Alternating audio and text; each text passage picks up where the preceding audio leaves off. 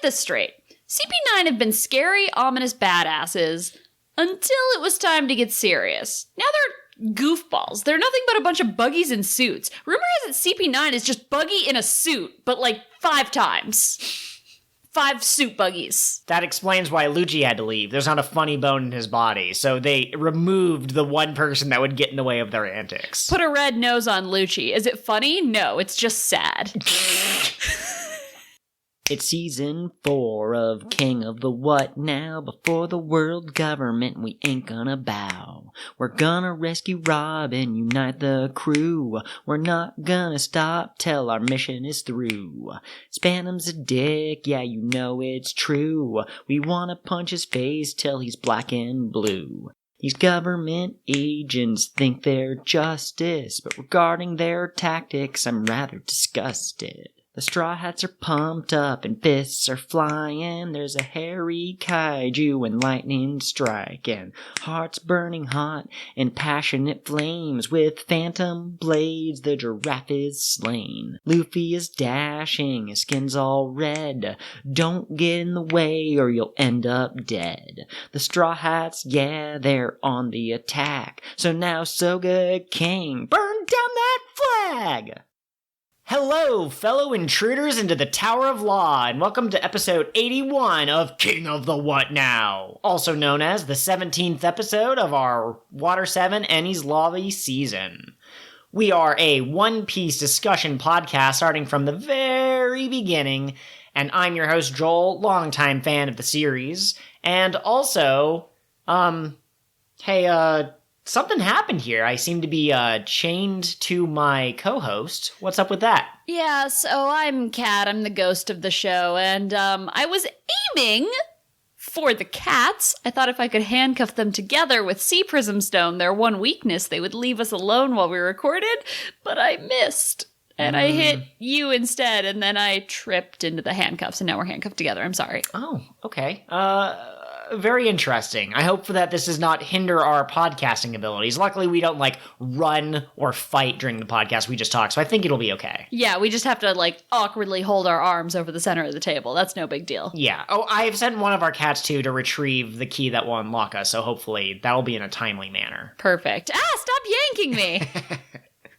Okay, so before we get into the episode, I've officially come up with the name for this segment. Isn't that great? Yeah, tell me the name. It's called Chatting with the Hosts. Now get this. Some people receive fan mail from their fans. And so someday, if we become famous enough to have listeners who feel the desire to reach out to us, this would also be a good space for us to talk about that. And then it's also chatting with the host in the sense that we're just kind of talking a little bit more about our personal lives, more so than this anime that we watch. So beautiful. Yeah. Please send us emails. We want to talk to you all so badly. We know you're listening. I also think I'm going to start trying to prompt on Twitter, just saying, hey, the next episode we record is going to cover these episodes. Anyone have any interesting thoughts about these characters or this plot point that showed up? I don't know how much we'll get engaged, because so far not very many people follow the account for the podcast, it seems. But hey, I will try to drive that listener viewership. If you're listening to this, we really do appreciate interacting with the fans. We wanted to tell people how much we love One Piece. So if you love it for different reasons, or even if you hate it or something, maybe we could try to convince you. Maybe you could try to convince us. So anyways, so that's the kind of update. We now have a name for this segment. And unfortunately, I don't think that you or I have really done a whole lot in terms of watching anything this week, because we've been watching quite a few episodes and life's been kind of busy. So did we talk about Orange is the New Black finishing? Yes, I think we briefly talked about it. And if we didn't, that's the whole thing. Orange is the New Black finished. The ending was pretty good. It's not the best show ever, and I feel like it took a very sharp turn from where the series started to where it ended. But it was a nice thing to have on days where I was tired and I just wanted Netflix going. Yeah, it was interesting because a lot of stories kind of end with a character having, you kind of expect characters to end up in a different place, I guess. So, take the most famous example, Luke Skywalker. At the end, he's a Jedi Master and he's presumably, going around space protecting people, whereas at the beginning he was a farmer.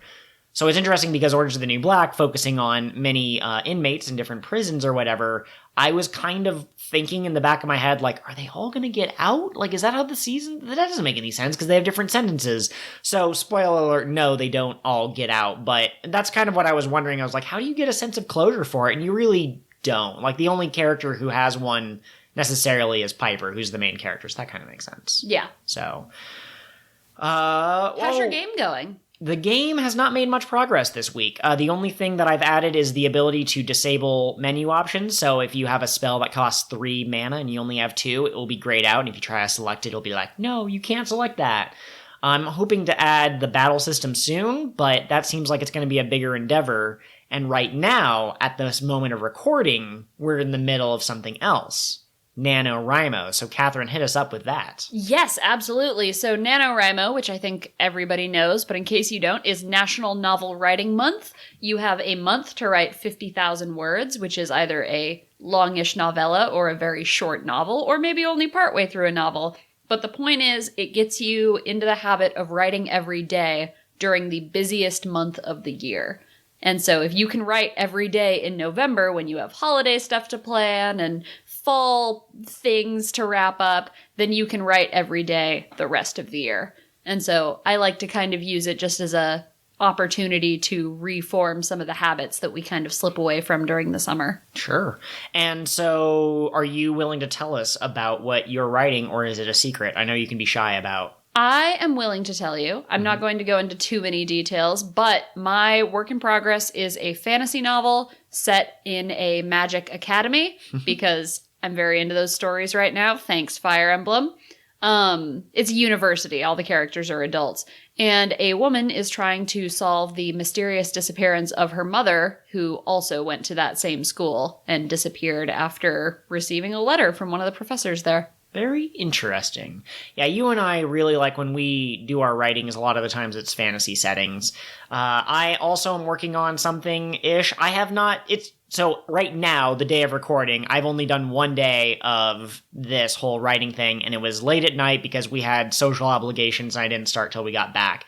So it was like 800 words, which isn't like a whole lot, and I don't know where the story's going, but probably magic girl related type of stuff. Like, the working title is Princess Wars, but I have no idea how that's going to play into anything. But, you know, multiple viewpoint characters, and I'm going to try to give them some cool powers. Because as much as character depth is interesting, you know, the nihilistic character, the cheerful character, whatever, the thing that always interests me is usually the magic. So I'm going to try to have diverse people with diverse abilities. Yes. So that's something. I'm very excited to read it. We also, on the subject of diverse magics and diverse characters, we are continuing with Steel Crow Saga. We are very much so in the end game. We're at the point where a lot of the mysteries that I expected would be solved are starting to get solved.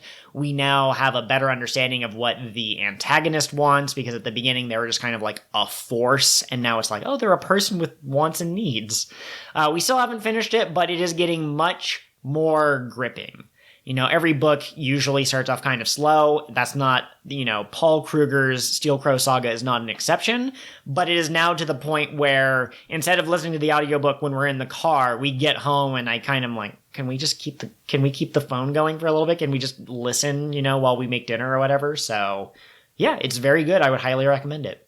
I'm a sucker for magical animal companions, and that's the main magic system in this book. So it's not December yet. So I'll talk about this more when we get to December, but every December I reread the His Dark Materials Trilogy, and the show for His Dark Materials is coming out on Monday, and I'm about to McFreakin' lose it because I'm so excited. Yes, that's absolutely one of your favorite stories. I mean, you reread it every year, so that would probably be a good indication. Sucker for magical animal companions. Sure. I remember parts of it, but I don't remember enough. Like when you said something about like, oh yeah, it's a kind of an open essay about, you know, the dangers of religion. I really don't remember any of that subtext. I was young when I read it the first time. It's really interesting because when the books came out, a lot of Christian organizations protested it being in libraries and schools and things like that because of the religious subtext. They thought that was bad for children. I read these books when I was 6. I did not notice the God stuff at all. I didn't notice it until I was a teenager. Sure. So I don't know which children they were worried about, but I was a very stupid child.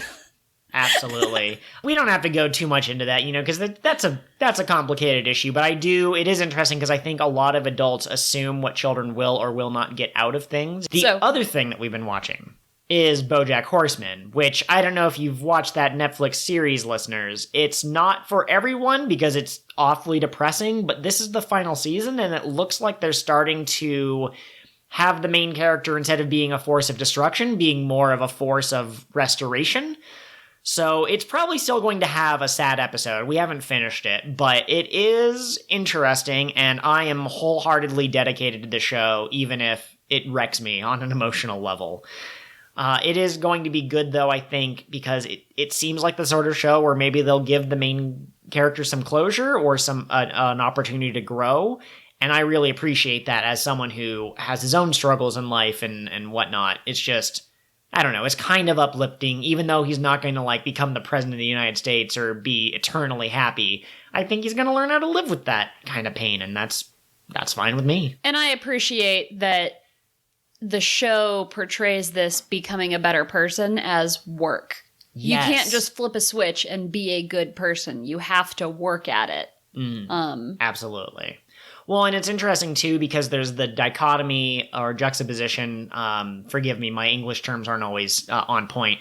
But in the past, he did a lot of really shitty things because he was basically a shitty person, and he more or less, used other people as scapegoats and that sort of thing. But then we had a plot line, I don't know if it's resolved or not, but where someone else in the present timeline blames Bojack Horseman for their life going to shit.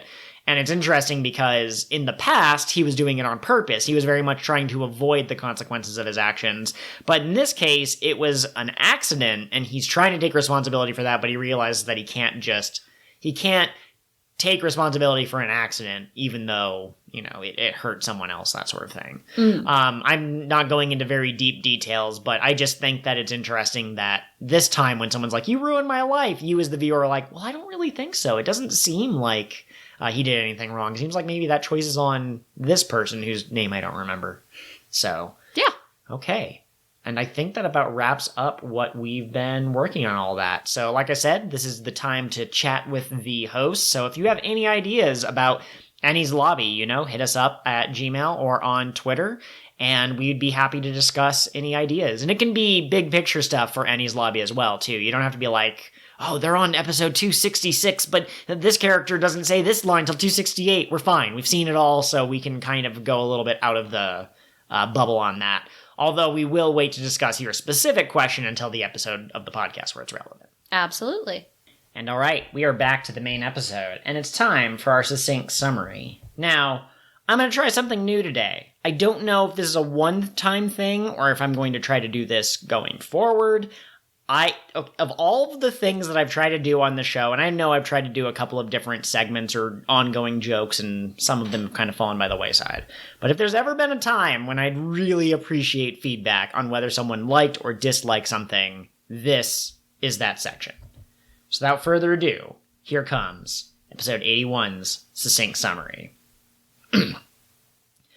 In the last episode, Luffy and crew were trying to save Robin, but what could they do? They were separated across the void. They could not cross. They were really annoyed. Kiwi and Mozu came through in the end, and the drawbridge, it began to descend. But Judge Baskerville shouted, "Fire the cannons!" So the drawbridge stopped. Would they have to abandon this important mission? Things looked dire, but Granny Kokoro, her heart was afire. Upon Rocket Man, she came to the rescue. They soared over the gap. Old Lady, we bless you. Oh, and I guess I should probably mention the filler episodes that added no dimensions. They were flashback scenes that we already witnessed. They added nothing. I was totally listless. Wait, hang on. That's not totally true. At the end of each episode, there was something new. These short what-if vignettes played for comedy, and they were pretty funny and added some levity. Meanwhile, back in the present, Frankie was looking quite stern. The blueprints to Pluton he had decided to burn. On the Straw Hats, he was taking a chance. The fate of the world was now in their hands. So now Robin has been led away by Spannum and Lucci. What a shitty day. Luffy chases after, ready to fight, but the way is obscured. Will he be alright? The other CP9 agents, they have keys, and the Straw Hats are aiming to take these. But it's kind of scary. They have crazy abilities, and against women, Sanji can't show hostility. And Kumadori, he has crazy hair. Man, Nami was lucky to escape from there. Jabra and Kaku are hungry beasts. A giraffe and a wolf, they're rather hard to beat. Oh, and Soga King Stupidity was front and center. You see, he and Zoro were handcuffed together. So in summary, things are looking quite bleak, especially with Sanji's defeat. Hopefully we'll see a celebratory victory, but on that front, we'll just have to wait and see. Oh my gosh. That was your succinct summary! I will not drop the mic because I have them in a very specific location, but wait.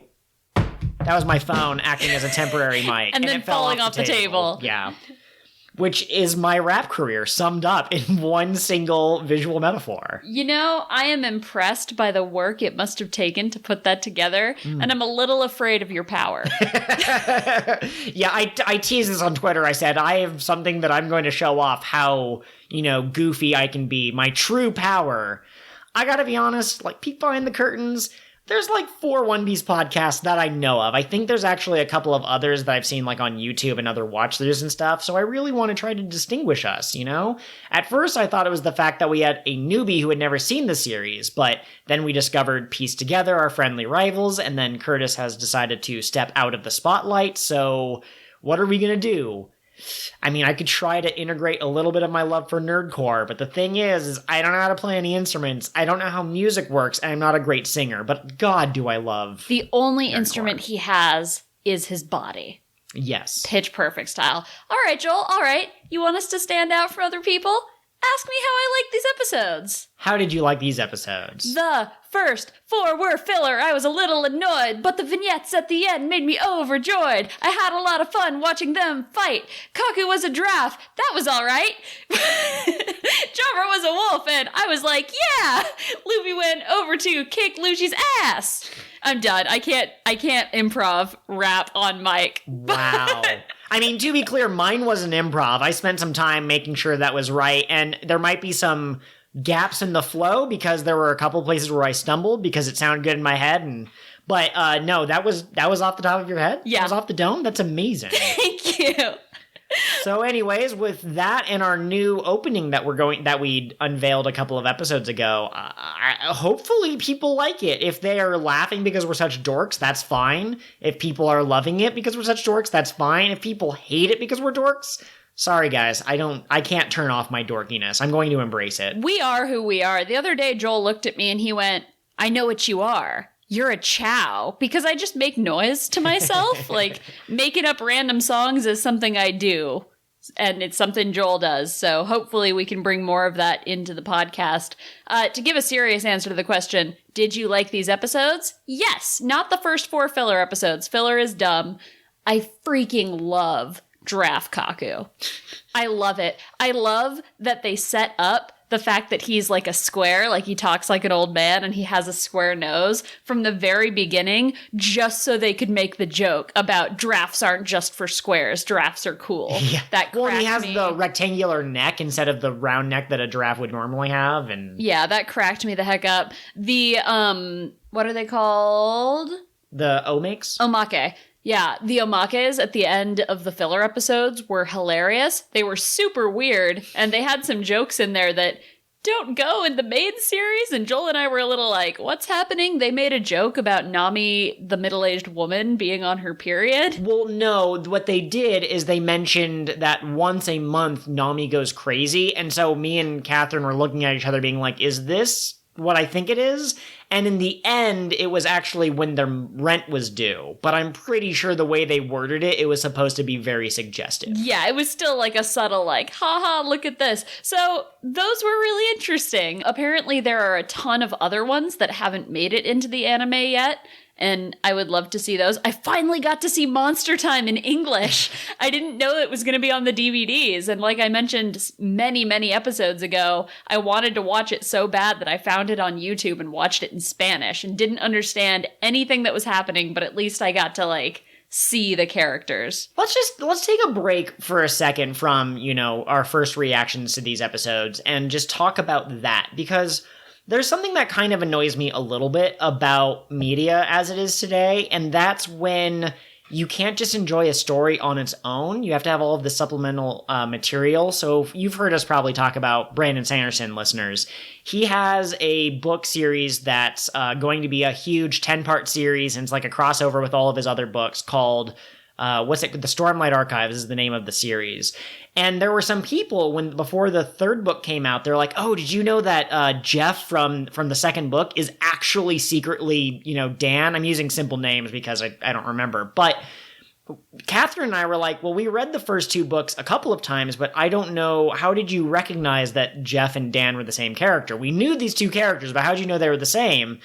And they went, well, there's these supplemental books that have additional information about the different characters, and it very clearly spells out that Dan's a person who loves gambling, and Jeff had a scene where he was gambling, so we were able to link that two together.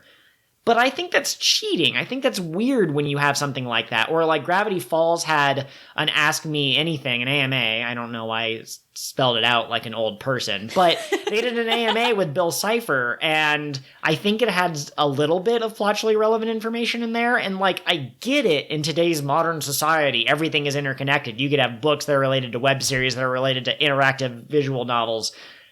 At the same time, though, I did not know what these omakes were, and I did not know what Monster Time was or Chopper Man. I read the manga. I think that I've read every chapter, and I've seen every episode, but I still had no idea what these were because I skipped the filler episodes. I didn't realize they had the things at the end. But what they come from are data books, and the green logs, or maybe it's the green books and data logs. I'm not sure, but they're supplemental books that have information from Oda that just confirm things like they will confirm people's bounties or their past, like which blue did they come from and that sort of thing. And so I guess that's where these are from. Oda basically gives another author or maybe artist or something, he gives them like 3 blank pages and says, do a short story that's non-canon. So they've done all sorts of crazy things. So Catherine, why don't you walk us through the 5 that were animated? Sure, and no guarantee that this is the order they were in, but the 5 that we saw were Chopper Man, Report Time, Obahan Time, Monster Time, and No Respect Time. Yes. And honestly, I think of those, my favorite was No Respect Time, with Monster Time as a close second. Yeah, so these, like Catherine said, they're little shorts, they're vignettes, and they are animated in a different style. They're mostly chibi.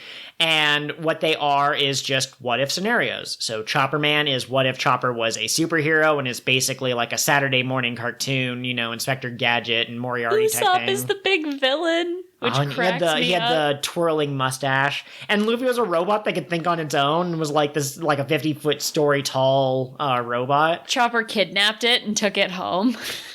Yes. Report Time, there was a reporter who interviewed the different Straw Hats about different things, about like, this is Luffy. Luffy, you're an idiot. How did you manage to survive at sea? I just catch fish in the wild and I'd eat them. And the reporter's answer to everything was, I have no words for that. Because the joke is that he's a terrible reporter. Exactly, yeah. So why don't you tell us about Middle-Aged Woman Time, although we already gave away the punchline. Yeah, so the what if for this is, what if they all were middle-aged women? And who would be the strongest? And who is the most powerful middle-aged woman? And so Luffy is like, he wants to make meat steak and meat salad with no vegetables and meat soup with no soup. He just wants to make meat, but he's out of soy sauce. So it's middle-aged woman Luffy. Yeah, so it would be she. Goes to Zoro, but Zoro is out of soy sauce because Zoro has cut her soy sauce in half. Yes. And it's just shenanigans. At one point, they end up at Robin's to try to hide from Nami,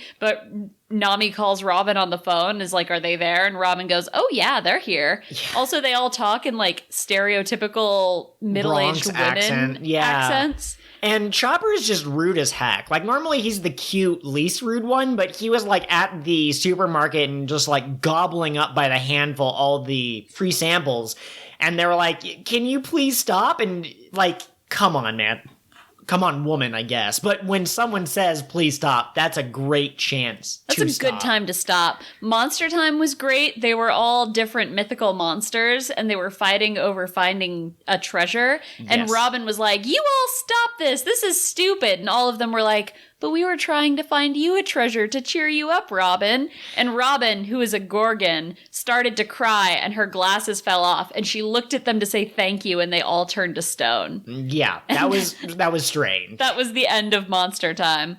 And then there was No Respect Time, where they were all mafia members. It was, to set up the scenario, there were 3 families that seemed to be warring against each other. You had Luffy, Zoro, and Sanji, and they were all trying to assassinate each other. And they all had right-hand men that worked with, or right-hand assistants. And so I think it was Luffy and Usopp, I believe, Zoro and Robin, and then Sanji and Nami. And it ended with everyone dead except for Luffy. And he was at the gravesite and be like, I never knew that eating meat on my own would be so heartbreaking. And like, geez, what a weird place to take your filler, thing. But then it zooms out, and it turns out it was all the dream of like one of those giant stone heads. That's right. Yeah, the Easter Island Stoneheads. Look, these were really weird, and I made a joke about it being JoJo's Bizarre Adventure. And I've always wanted more filler episodes that were what if, but like, I also want them to sort of take themselves seriously. You're allowed to have jokes, but don't make the entire premise just one big joke. So they were humorous, but they weren't what I was looking for in my filler. I prefer that it was like a full-length episode with a story that had humor in it, rather than just a joke that lasted for 2 minutes. Gotcha. That said, and we kind of already do this with our Straw Hat talk, but if you were going to do an omake, what would you do? Oh man, that is an excellent question, and I don't know if off the top of my head I can really think of one. You said that one of the omakes, I haven't read these. I haven't bought the data book, so I don't know. But apparently one of them is RPG time, which I could see that being really cool. And I mean, obviously you have the thief and the archer and Nami and Usopp and the, barbarian and Zoro. So yeah, I like that a lot. Who would be the princess, Nami or Robin?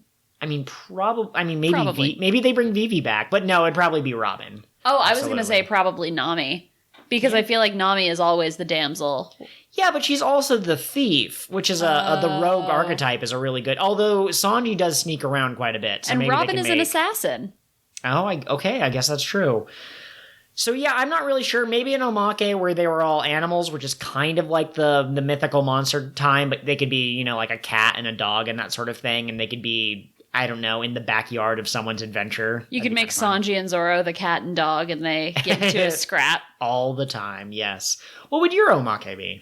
Mine would be called Dinosaur Time, and it would be One Piece meets Jurassic Park. Okay. And then Zoro would be like the T-Rex, and they would be like, look out, it's got 3 swords! But then the joke would be its arms are so little that it can't actually cut them.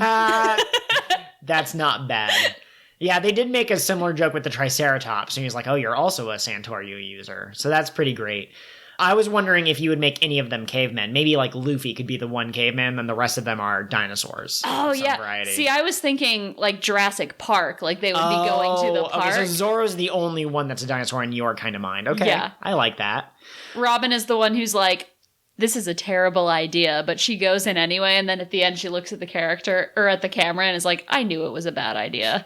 Do you remember the episode of Codename Kids Next Door where they had to turn in a report about some battle with the lovely neighbors from down the way, and the episode was told 5 different times, and it was each number telling their version of events?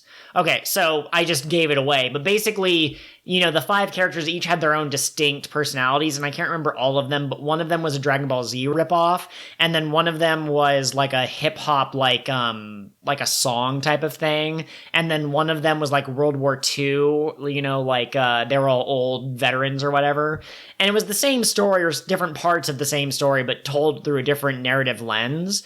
So I would love an episode where the Straw Hats have to tell a stranger, some outside member, about an adventure they had on an island, and Luffy tells the story and it has its own drawing style that fits Luffy's personality, and then Robin has a different way of telling the story, and Robin's would be like black and white and very like historical, and Luffy's would be like badly drawn crayon, Usopp's they would all be superheroes or whatever. That'd be cool. I love it. Alternatively, what if the Luffy, the Straw Hats as Sentai Rangers, as Power Rangers, and they're each in the different Zords, and they form together to make the Mecha Luffy or the Mecha Straw Hat or something. Oh, the Mecha Merry-Go? Yeah, there you go. Perfect.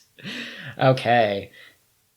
And so I think that's all that we really have to say about the omake. Do you have any one joke that stood out to you from those? Yeah, I kind of alluded to this in one of our cold open candidates. Maybe it'll get chosen, maybe it won't. But during the no respect time, when they were all like old school Italian mafia members, Luffy made fun of Sanji for not having his hair slicked back. Because Zoro and Luffy were very much so the crocodile grease back hair look. Right. And Sanji goes, well, half of it is slicked back. And Luffy laughs at him and he goes, half of it is slicked back. That's like saying you only have one ball.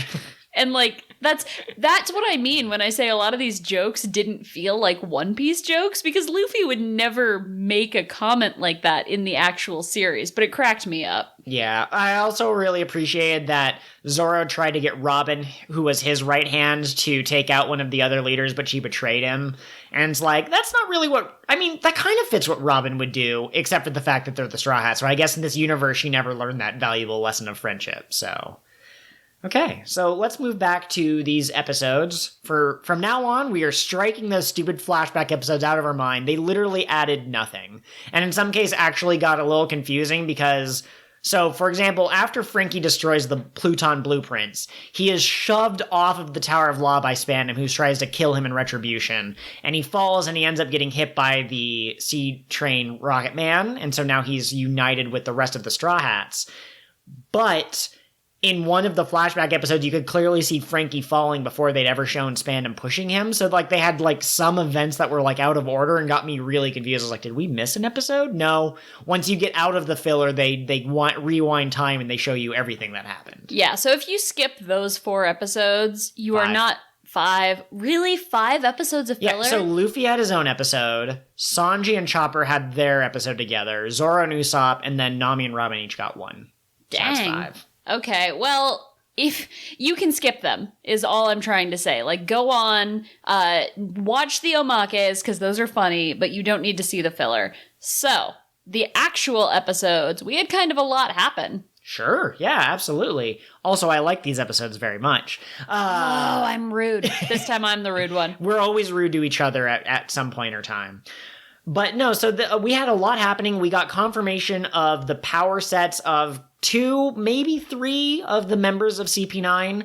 We found out that Jabra is in fact confirmed to have eaten the dog fruit model wolf, which I may have let slip in a previous episode, but, there's not that many dogs, and if you want to talk about, like, the apex of dogs, the wolf fruit's probably up there. We also found out that Kaku's secret power that he got from his latest devil fruit is the giraffe fruit. He was a giraffe! The ox fruit model giraffe. Yep. That one's kind of strange. But, Catherine already alluded to that, and we also got some hilarious jokes where everyone thinks that giraffes are lame, except for Kaku, who's very much so like, I think giraffes are cool. I think, however, that's just a pride thing. I was going to ask, do you think he actually thought giraffes were cool, or was he just defending his devil fruit? No. So I think that he's just trying to be proud, and he's just trying to be like, no, of course it's cool. We did find out, though, that his long neck gives him extra reach, which somehow makes his kicks stronger. Don't ask questions. But it turns out he actually is a force to be reckoned with, even if you want to make fun of him for his dumb powers. Yes. And we had one other devil fruit reveal. Oh, we did, didn't we? Yes. Yeah, Tell us about it. You've been excited for this. I will. Ask me if Spandam's elephant ate the sword fruit. Did Spandam's elephant eat the sword fruit? No! It's a sword that ate the elephant fruit. It's a long story, says Spandam. He literally looks at Rob as like, it's a long story. Anyways, time to go execute you, which is just... What? Also, Funkfried is so happy to be turning back into a sword when Spandam is like, Funkfried! He goes, boo! And comes galloping toward it and jumps into Spandam's hand. It's adorable. You had your headcanon about Funkfried being Spandam's only friend, and I couldn't remember much of Funkfried, but it checked out. But no, absolutely, that's what we saw in this episode. It was like a dog returning to its master. So, I mean, that's pretty cool. Spandam, to me, seems like a screw-up a bit. We've seen it time and time again where he, spills tea on himself and this and that and the other thing. So I'm just curious why, if this seems rare to have an object that quote-unquote ate a fruit.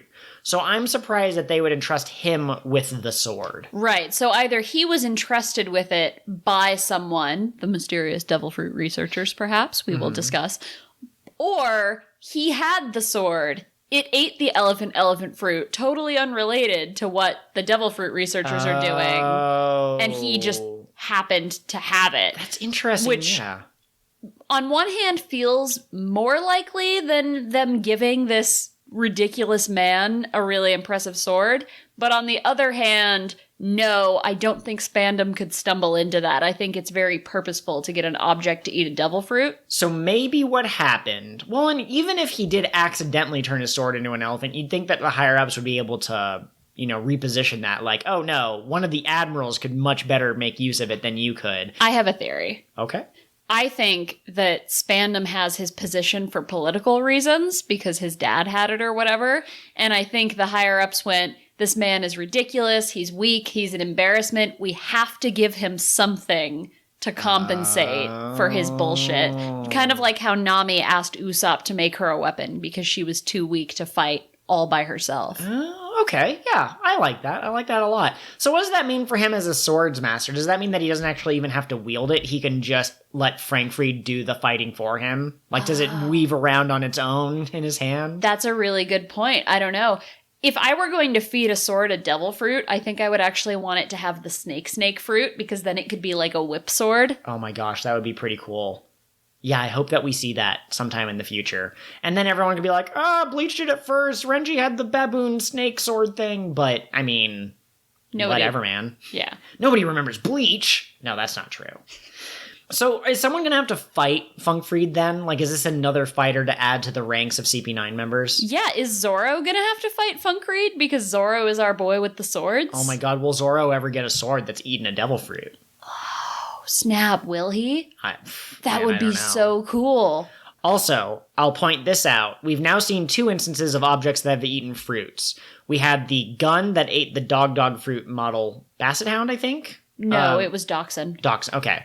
And then we also have the sword that ate the elephant fruit. So far we only have 2, and if we had like 12, we'd better be able to pinpoint if this was a pattern or not. But both times it was a Zoan-type fruit. Right, and when the gun dog showed up, or the dog gun, when it showed up, we talked about, does it have to be a Zoan? Because you're granting the thing sentience. And I still think you could feed a Paramensi or a Logia to an object, but what would be the point? Like, it wouldn't be able to control its power. Yeah, if you gave the rubber fruit to a sword, it would just become a rubber sword, and then, like, the versatility in devil fruits comes from being able to shift between the different forms. I think there are some that could be kind of cool, like, what was Miss Valentine had the float fruit, or the kilo fruit, I think it was technically called. And so I think having a weightless sword would be kind of cool if it would still had, like, the edge of a sword, but it was weightless. That'd be cool, but... yeah, it's very specific paramecias that I could see being useful. Turning a sword into pure fire would be not helpful at all because how are you going to hold it? It's just going to burn your hand and slip through or whatever. Yeah, I mean, like if we had somebody who themselves was made of fire, they could wield a fire sword. But how did they get made of fire if the sword ate the fire fruit? So it's... yeah, I think Zoan fruits go best with objects. Sure. Well, then we also found out, too, that devil fruits have, like... well, potentially. We don't know the exact explanation, but people believe that devil fruits have devils inside of them. So, I don't know. Does the devil have to bond with your quote-unquote soul? Like, we don't have any evidence of souls or life force or anything like that in this series, but I could see Oda doing something like that. And I could see inanimate objects not having a soul, so the Zoans are like, they don't need to bond to something? Anyways, my point is, maybe we'll see more...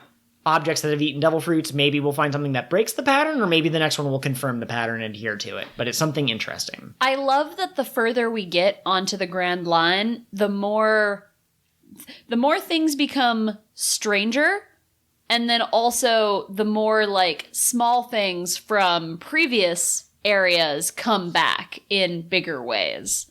Yes. So we were first introduced to this concept a while ago in Alabasta, and now it's here again, and we're getting a little bit more about devil fruits and how they work. It's really interesting. I'm waiting for the end goal, though. Like, I feel that Oda introduces small concepts and then expands on them later. And so I'm wondering if him giving us the dog gun and the elephant sword is so that we can be ready and primed for something that's really impressive. This is the sword or the hat that turns into a Tyrannosaurus Rex or a saber-toothed tiger, like something insane. And this is his way of ramping up to that or building up to it slowly. Yeah, totally. So overall, Funkfried the Swordifant. I love him so much, and I want more of him. Yes. I'm sad that he's attached to Spandam. Although, I'm going to be honest with you. The more Spandam is just goofs, the more I like him. I can't say I like him as a character because he backhands Robin too much for me to like brush that aside and be like, he's so funny. But if he were just this goofy, useless person, I think I would like him. I think he'd be at the same level for me as Foxy. He'd be Buggy or Foxy at that point. He's Buggy or Foxy, but who has actual authority and has, learned that he can be a shitty person and there's no repercussions. And my God, I hope he gets punched. I hope he get punched by everyone in the Straw Hats. I hope he's surrounded in a circle and they just punch him around like a volleyball, like back and forth between them. Like the Scott Pilgrim, combo. Funkfried is standing off to the side where it's safe, looking on with mild concern, but not getting himself in danger. Okay. I can approve of that wholeheartedly. One more sword ate a devil fruit. The fun thing, it would be cool if a sword ate a big cat fruit, because then it could bite and then turn back into sword and like cut off whatever it was biting. This doesn't make sense because devil fruit users can't swim, but imagine if you gave a sword, say, like a shark, something with like lots of chompers, like you said, but even more chompers. So many chompers. Okay, so I actually was going to go into more of the different powers that the different characters have exhibited in these episodes. We don't know exactly what Khalifa's power is. We know that she has it. We know that she fought Sanji, and we're going to go into that. Trust me, we're going to go into that. But we saw the aftermath, and Sanji was not himself. He was, as we described it amongst ourselves, a round boy. Like, he looked like one of those, punchy dolls. Yeah. Like one of those Bozo the Clown. Yeah, you knock it over and it comes back up. Congratulations, there is now a level 0 from Kung Fu Panda. He was one of those things. So we don't know what her powers are, but she seems to be able to manipulate people around her. And so that's something, Is it activated by touch? Is it everything within a certain area? Is it, once she does enough damage? Who knows? Right. And we also have Kumadori's strange power, which is hair tentacles, apparently. He's only, we don't know if he has some other unusual power about his body. Nami and Chopper, I think, briefly discussed, is this a devil fruit power? But he didn't say that he had a fruit. But that seems to be his fighting style, is he holds his opponent helpless with his hair, kind of suspends them above the ground, and then he kind of jams them with his staff. Which would probably be more effective if it had, say, a pointy thing at the end, like if it were a sword, but you know what, Kumadori, you do you. Maybe he can use finger pistol, but with the end of his staff. Oh, I actually really like that, and that kind of rings a bell. That might actually be what he's doing. Yeah, so overall, we don't know whether he had a devil fruit or not, but we have 5 fights going on now. We have Frankie and the silent Fukuro. Yes. Which is a joke that makes me laugh every time because you're not silent at all. It's very obvious. When he was sitting there telling Luffy about, here's where Robin is. She's going to the Gate of Justice with Spandam and Lucci. You'll never be able to catch up to him. And we have 5 keys. Each person has a key, and you gotta get the key. Why am I telling you this? Yeah, Okay, so Frankie and Silent Fukuro. We have Nami and Khalifa. No. Nami is going to face Khalifa, but she started off against the hair guy. Right, against Kumadori, and she wasn't doing too well. She was just barely escaping by the tips of her finger. That's not an expression. She was just not doing great. The skin of her teeth. That's what I was trying to say. We had Sanji and Khalifa, and we had Zoro Usopp with Kaku and Jabra. It started out as Zoro versus Kaku and then Usopp versus Jabra, but it turned out they were like right above each other. Like one was on floor 41, the other one was on floor 42. And when Kaku transformed, it turned out giraffes are big boys. It was too heavy and the roof collapsed and they all ended up in the same room. He said something at that time. He was like, I wanted my half human, half animal form, but I went all the way. I went too far. I forgot my human form. Which reminded me of a question I wanted to ask when we were still discussing Funkfried. Does he have a half sword, half elephant form? I mean, he has to, right? We've seen him transform. I don't think with the Gundog we saw it transform. It was only ever in one state of being. But we've now seen Funkfried in full elephant and full sword. So you'd assume there has to be a halfway, but I'm not sure what that would look like. Would it be a trunk that's a sword, but the rest of him is elephant? Or maybe his front half is elephant, but his back half is sword handle? I don't know. It's hard to say. But anyway, getting back to the fights, did any of them stand out particularly? I do want to point out that with Kaku, Zoro goes, oh, are you a 2-sword user? And he goes, well, actually, and then he kicks with his legs, I'm a 4-sword user. So now we've technically had Zoro, who has the 3-sword style. Most of the Marines have the 1-sword style, okay. But we also have met people who do the 6-sword style. That was Hachi the Octopus. He had 6 arms and each one held a sword. And now we have a 4-sword user. Is Zoro gonna fight like 1 through 6? Like, every range he's gonna fight all of these different people? What would the 5-star sword user be? Would it be a starfish that just cartwheels? That sort of thing? Yeah, will he fight a no-sword user who attacks with, like, slashing hand blows? Exactly. Oh, I guess that was kind of Mr. One, wasn't it? A little bit. Yeah, he was like the all-sword style. Oh man, you're in safe hands. All-sword. But no, so I think that the Zoro and Kaku and Soga King and Jabra stuff was really interesting, especially now that they're handcuffed together. That could be an interesting dynamic, or it could be a huge hindrance. I don't know, is Zoro going to defeat them even with someone handcuffed to him? Is he and Usopp going to find some combo attack or something, or are they just doomed?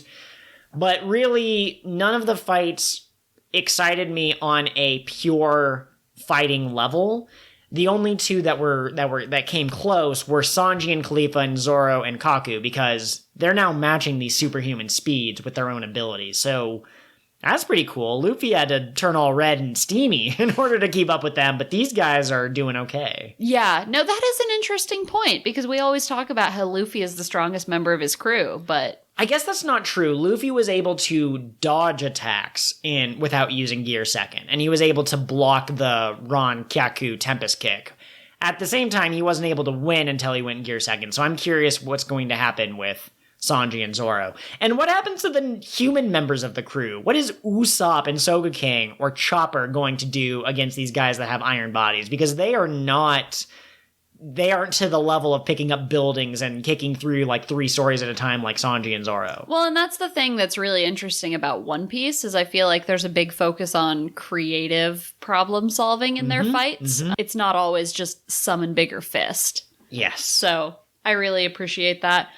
I like that some of the matchups were not quite perfect, you know? Like, Nami should not be fighting Kumadori. Sanji obviously cannot fight Khalifa. Usopp and Jabra? It's a bad matchup. So it's humorous to me that Sanji was like, let's all just run off, let's scatter, we'll each pick one, we'll fight them, we'll steal their key. No, that didn't work. We have to regroup, we have to pick who we're going to fight more strategically than that. At the same time, though, it goes back to what I pointed out last episode, and it's been a theme throughout all of One Piece, really, and it's going to get even more obvious later. But the Straw Hats are a ragtag group of just do whatever you want, and the bad guys, for the most part, are usually pretty uniform. We all support this one person. We're going to kill in their name. We're going to organize. We're going to do this. We're going to do that and the other thing. But in the end, it's the ragtag group that ends up having stronger teamwork than these people that present like they have one strong unified front. So it was really interesting to see how they were all interacting with each other. It was interesting to see Nami fighting in Sanji's place, like, that's not something you would normally expect because physically Sanji is very impressive and Nami is mostly human.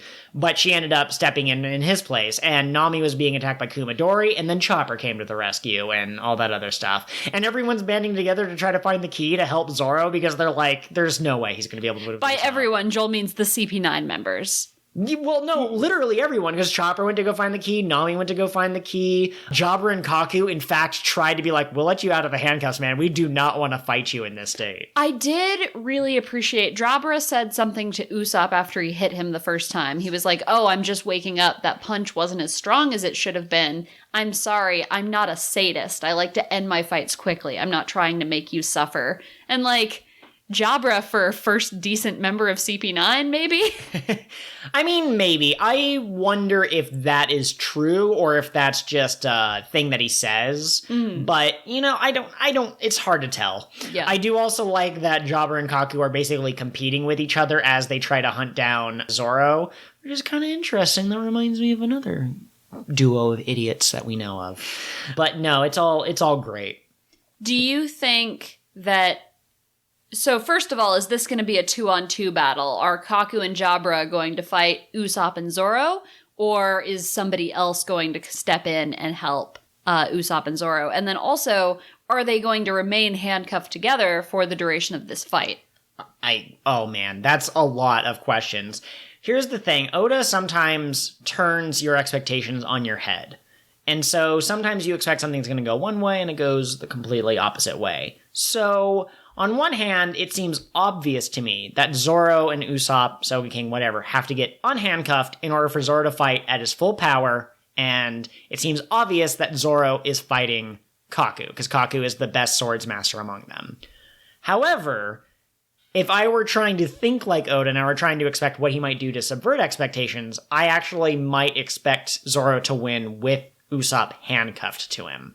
And then you would get this badass moment of like, oh yeah, I was able to do it even with being held back. Or Usopp will prove to be surprisingly adept. He'll be like, oh yeah, if we use my smoke star and your sword attack at the same time. Because remember back in Little Garden, Zoro had a moment where he was on fire and he attacked. And he's like, oh, my blades are on fire. I'm going to have to try that sometime. We haven't had that come back yet. So maybe this is the moment where Usopp electrifies or sets the sword on fire or does something in order to make Zoro's attacks even stronger. Oh, that'd be cool. I'm just really cracking up at Zoro having his, like, badass moment. I could beat you with one Usopp handcuffed behind my back.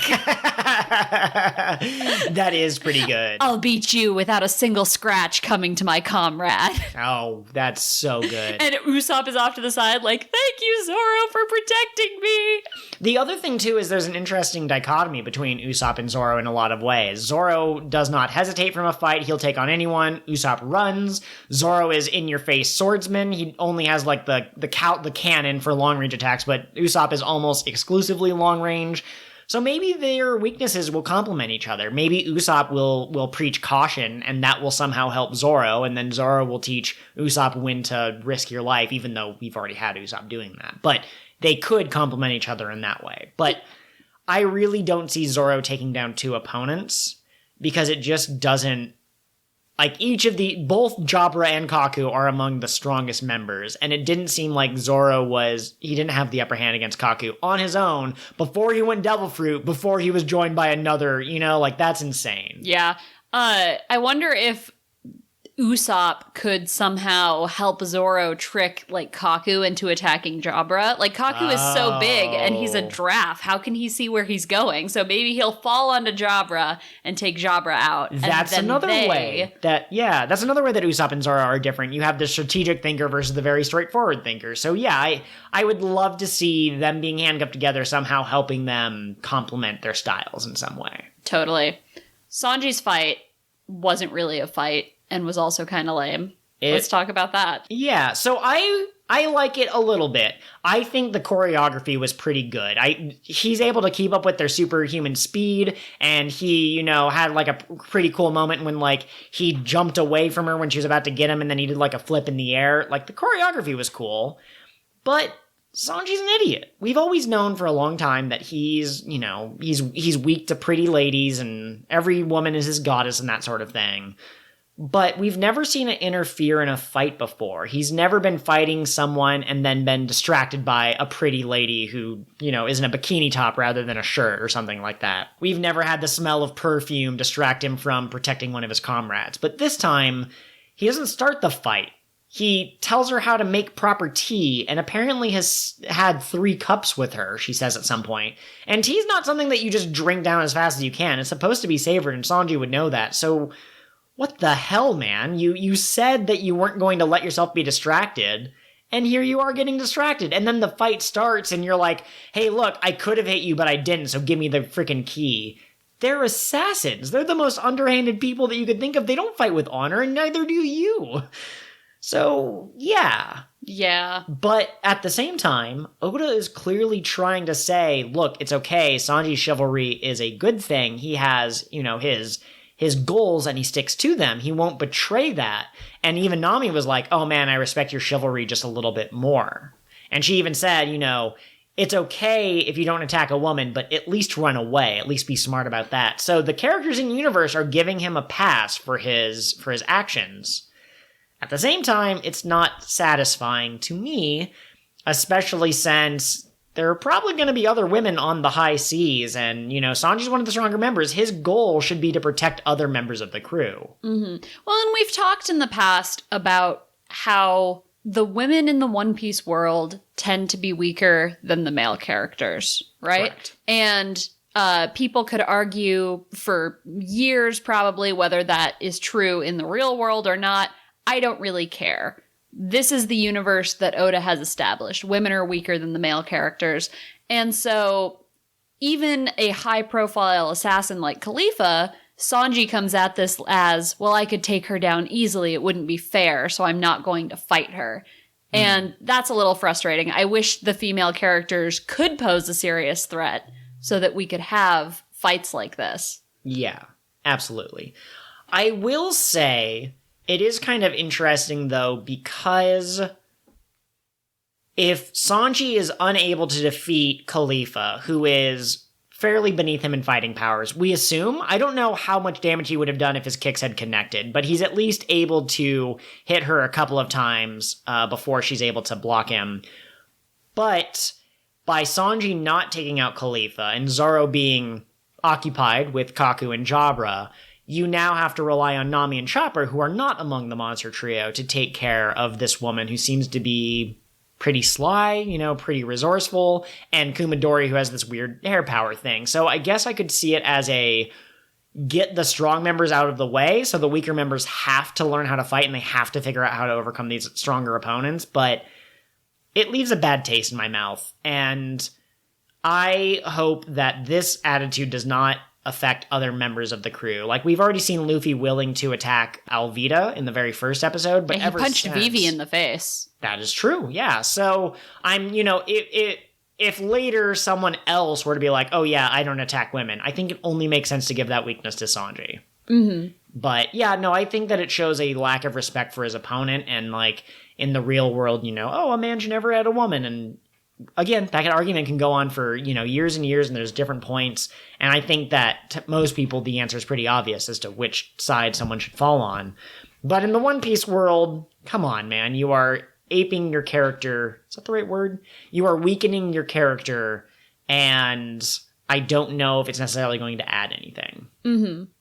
Yeah, you summed up my thoughts pretty well. I'm wondering if there is a way for Sanji to be chivalrous and to respect women while also having this fight. Like, can he fight her and be willing to use his full strength and be like, I respect your skills as a fighter, and still maintain that you are a woman and women are precious and I'm not going to, like, kill you, I guess. Would that be better than I'm not going to fight you at my full strength because women's rights? Yeah, I think the best way to do it... look, as a man, I'm not sure, if I have my voice has the same weight or whatever, if my opinion matters, but I think it would be just have him win and then tell them off, sort of thing, or maybe you could take the argument that women aren't naturally capable of evil, which is bullshit, because every men and women are equally predisposed to that, right? So if you're going to say that women are pure and innocent and can't be tainted by evil, well, then that's true for all the male enemies as well. But maybe you could have Sanji learn about them and find some way of helping them come back to the path of righteousness rather than outwardly beating them. But I don't know, man. It's a shonen battle, so you gotta be able to... I think that you should be able to fight. At the same time, you do also have the different crew members who each have their own strengths and weaknesses, and Zoro's speech about, like, you do what you can, and if you can't, then, you know, someone else will come and take your place.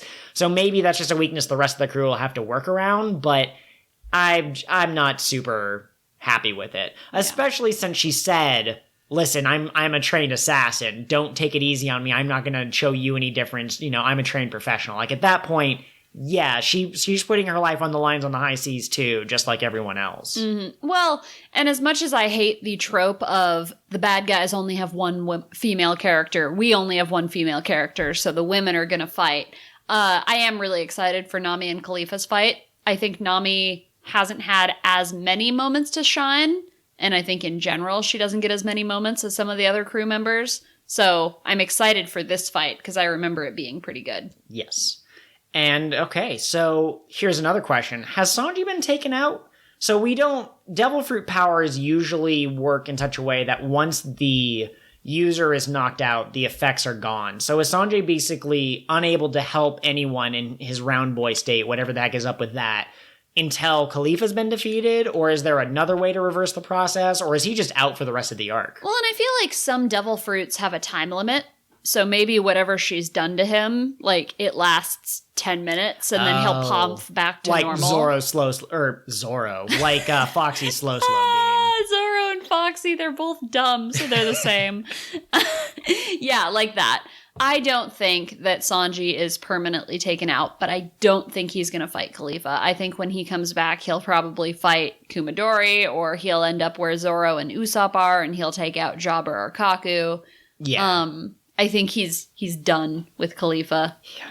It seems like Frankie and Fukuro have their fight pretty well ahead of them. So unless Fukuro beats Frankie, then there's no real reason for Sanji to fight him either. Yeah. So there was a really cool line in that fight when Fukuro did Iron Body. He went to punch Frankie and their fists collided, and Fukuro went, what is wrong with your body? And Frankie says, you may have that iron body, but this body is made of actual iron. It's the real deal, brother. Yes, I really liked that. And then Frankie had another good moment that you wrote down that we should touch on really quick. Oh, yes, absolutely. It's outside of the battles, but yeah, so this was mentioned in the succinct summary, but Frankie has already alluded to this. But basically, when it comes to Pluton, there are two things that can bring this ancient weapon back.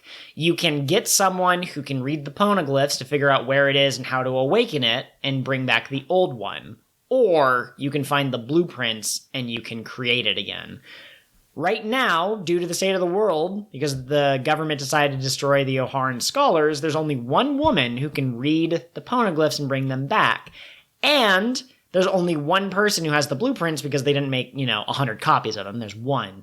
And so either Frankie and Robin will both be in the hands of the world government, and they'll basically be the only side to control the weapon, or the Straw Hats will succeed, rescue both Frankie and Robin, and then all the means for the Pluton will be out of the government's hand. It's an all-or-nothing situation. And he decides to bet on the Straw Hats. He burns the blueprints because... I guess that's not true. I guess they could have rescued Frankie, and then if the government had Robin, then both sides would have a Pluton. But what he did is he basically said, I'm going to bet it all on the Straw Hats rescuing Robin. Right. He said after he burned Pluton, or the blueprints for Pluton,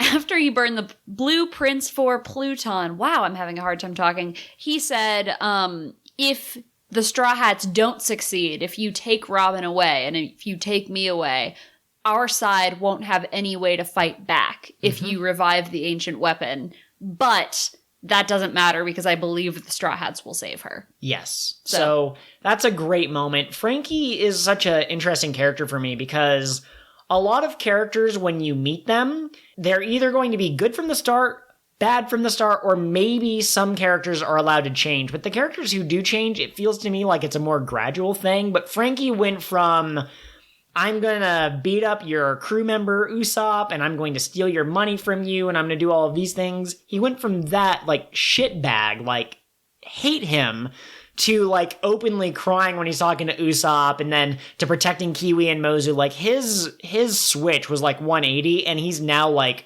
100% Team Straw Hat. He's like, I love that rubber man, even though the last time I saw him, he tried to punch me in the face. He has a #1 Straw Hat fan t-shirt on. He's gone to the gift shop. He has a little scale model of the Mary. He's working on writing them a theme song, too, because he has that guitar that he pulls out every once in a while. So. I really like that both Luffy and Chopper saw him and called him out as like, hey, we're still mad at you for what you did to Usopp. And he was like, nah, it's fine. We're friends, guys. Yeah. It's cool. We're Now's brothers. Not the time to worry about that. I think the only fight we haven't touched on now is Nami and Kumadori, but that wasn't really much of a fight at all. He was chasing her and she was running away. She did get his key, though. Yeah, she managed to steal his key, which is pretty great. And so that raises another question. Are they even going to have to fight Kumadori, or are they just going to avoid him? Is he like the Slender Man? Like, there he is, run away from this room. I think they're going to have to defeat him so that they can continue to go forward without worrying about him behind them. But no, that's a great point. Like, once you have the key, what's the point? Can they steal the key from the rest of them without defeating them and just run for it? Yeah, maybe. I want to know, so Fukuro gives away secrets, right? Yeah. That's his whole thing.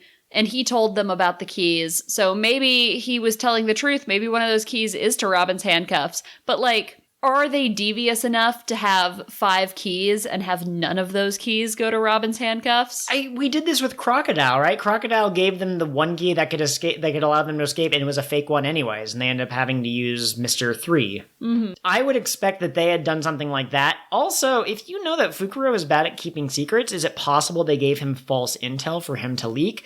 I don't think they would, because I think that Spandam would give the intel to all of them at a time, and if you told Fukuro separately, he would be suspicious. But that's another possibility. Use your own weaknesses to your advantage, possibly. Yeah, totally. So that's something interesting. We also got Usopp trying to use the Sea Prism Stones against their enemies that had Devil Fruit powers. And I think that's fascinating because as far as we can tell, Luffy doesn't really use underhanded tactics. He doesn't poison his opponents or try to starve them or anything like that. He just wants to go at them with his fists, but is that a viable strategy? Could the weaker members of the Straw Hats go after the weaknesses of other members of the enemy, and exploit the weaknesses of Devil Fruits? Well, and at this point in canon, we don't really know where Sea Prism Stone comes from. True. Or where you might go get it if you wanted it. But could Usopp get Sea Prism Stone bullets for his slingshot? Oh, would that give him a tool against Devil Fruit users? Yeah, well, and the other thing, too, is that One Piece is very interesting because it doesn't seem like anything ever has, like, one explicit weakness, by which I mean Crocodile's weakness is water. But at the same time, he can also absorb water, so not all water attacks are going to be effective against him. Or Eneru is weak to rubber, but he can still dodge, Luffy's attacks with his mantra ability, and then he can use his electricity to, superheat gold.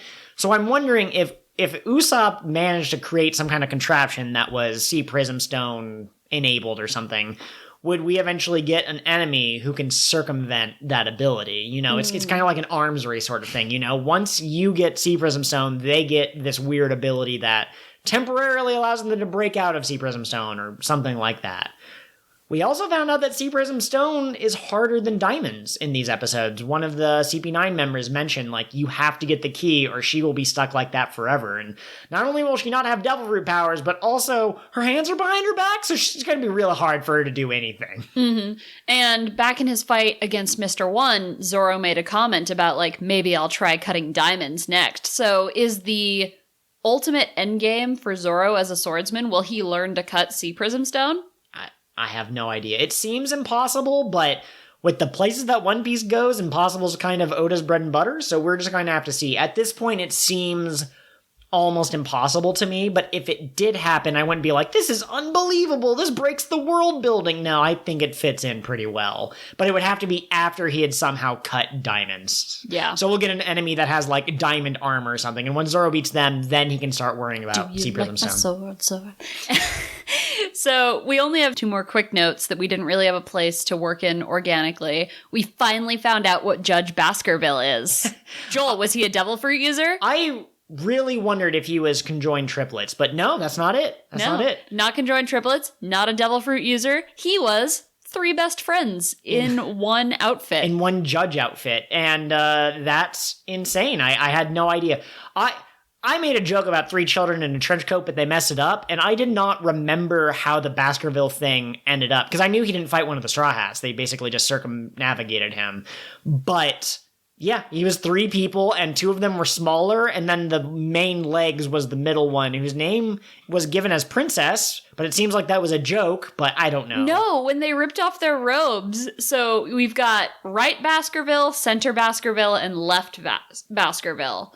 So I said that backwards. Left Baskerville says, "My name is Bass." And right Baskerville says, "My name is Kerrville." And then the center one goes, "And you may call me." And he poses like he's all pretty and he goes, "Princess." I thought they punched him after that, so I thought maybe that was another joke, because that was the ongoing thing with the 3 heads, is the middle guy would always say something that the other 2 were like, "Oh, screw you." Yeah, I don't know if it was a joke or if that's his actual name. Either way, it cracked me up. I also thought it was funny that all of the other characters were like, "That's weird, that's not how best friends behave." Don't judge them. Oh, man. They're living their best life. Leave them alone in their poly-triad, non-romantic relationship. They are goofsters. But yeah, no, I that was kind of interesting. I think the world building could have been like better if there was, people that had like 3 heads or something like that. But you know what? As a one-off gag, it is perfectly fine. It's Oda's world, and I'm saying, oh yeah, that'd be interesting now, but if we had like 4 3-headed people, I think eventually people would be like, oh god, it's another one of these. Yeah, exactly. Especially if the joke was that the middle one was always the weirdo. Mm-hmm. But, okay. And I guess it's time to move on to our kind of final thought, which isn't really related to these episodes at all, but we got a new opening. Crazy, crazy rainbow star. I'm a crazy rainbow star. I love this opening. Also, we're all done with closings. Yes. We officially do not have closing themes on these episodes anymore. They will not be missed. The closing themes are never their strong point, and I know that you're supposed to watch the opening and the closing every time you watch an episode.